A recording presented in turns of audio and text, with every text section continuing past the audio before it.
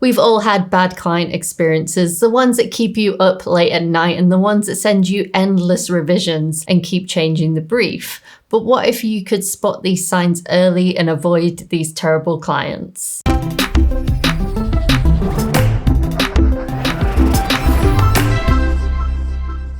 In this video, I'm going to share with you the most common and worst client red flags and how to avoid them. But before we jump into this video, do make sure that you download our free course in the description. This will help you to get your next client in just 5 days, and hopefully it's a good one. Do make sure you stick around all the way to the end of this video because I'm going to be sharing with you my one tip that will help you to make sure you never work with bad clients again. And what's your worst client story? Make sure that you share them below in the comments, and also we're going to put a survey in the description. If you fill this out and you send us a video, you could be featured in a future Motion Hatch video.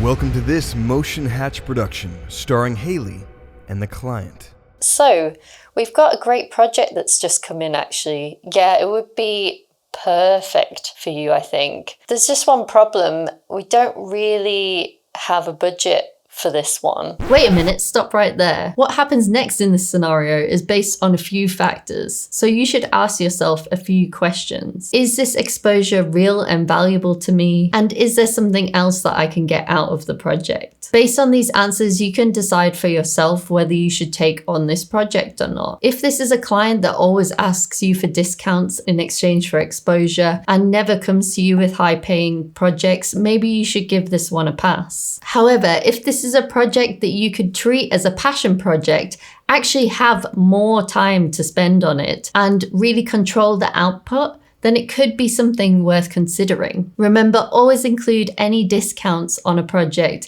as a line item in your invoice. This will help the client understand what the real cost of the project should be. So we've actually got a project that's just come in. Are you available for it this afternoon maybe? This could happen, and it could be for a legitimate reason, but it could also be that the client is unorganized or their client is very unorganized and has given them some unexpected feedback.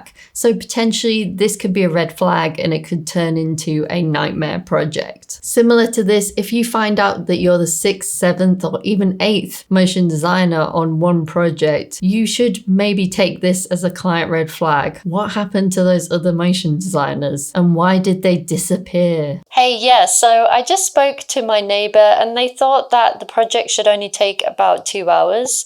They're also a designer. This can potentially be a big red flag from a client. It can suggest that they haven't dealt with this process before, so you need to position yourself as an expert in this situation and let the client know how you can work together. And make sure you definitely set boundaries early on, explaining to the client how you can work together and what their expectations are. Talking of client boundaries, some clients will try and creep into your personal life. It's important to be extremely clear at the beginning when and where a client can contact you. They might have their own communication systems, especially if they're a large agency. I would recommend that you have a conversation with the client right at the beginning of the project about how you will communicate with each other and also how feedback will be given and how it will be implemented. Several days later. Hi Haley, hi. We think the animation is great. We really appreciate all your hard work that you've put in. There's just one last thing. Before we can sign it off, my boss would really love to have a look at it and he would love to give some feedback on it himself. This can happen often, so it's important to find out who the stakeholders are on a project early on. And this can also help you to have a conversation with them about collecting their feedback together and delivering it to you as one set of feedback. So you're not having to go back through lots of different people's feedback and trying to figure out which applies and which doesn't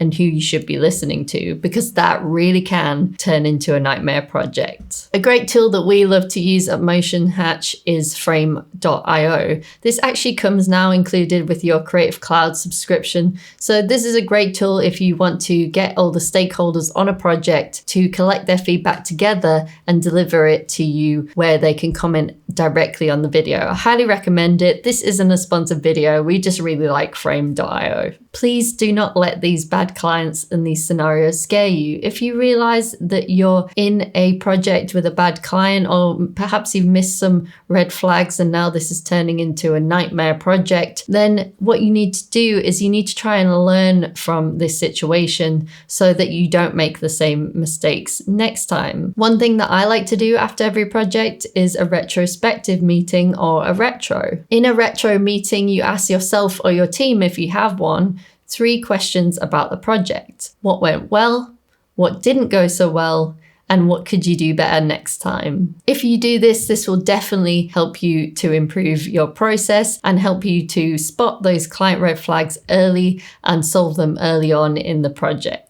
If you want to grow your income as a designer, you need to watch this video next to make sure you're not making silly mistakes that could be costing you clients.